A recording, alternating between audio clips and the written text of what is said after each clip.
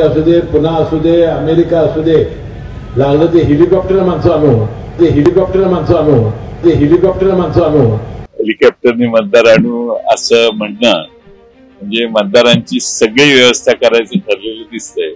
हे भरपूर गबाड दिसतंय. त्यामुळे मतदारांना हेलिकॉप्टरने आणण्याची तयारी दिसते.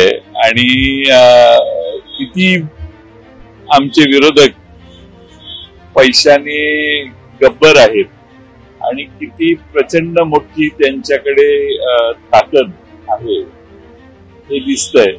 आणि महाराष्ट्रातल्या जनतेला हे उदाहरण लक्षात आणून देणार आहे की प्रचंड माया समोरच्या बाजूने गोळा करण्यात आलेली आहे. बडे लोक बडी बाते.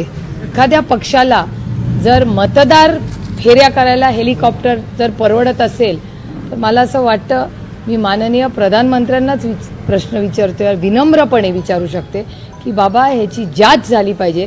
एखाद्या नेत्याला हेलिकॉप्टरनी मतदार इथे तिथे नेण्यासाठी जर परवडत असेल तर मला असं वाटतं माननीय प्रधानमंत्र्यांनी ह्याची इन्कम टॅक्स, सीबीआय आणि ईडीचीच मला असं वाटतं मागणी करीन मी.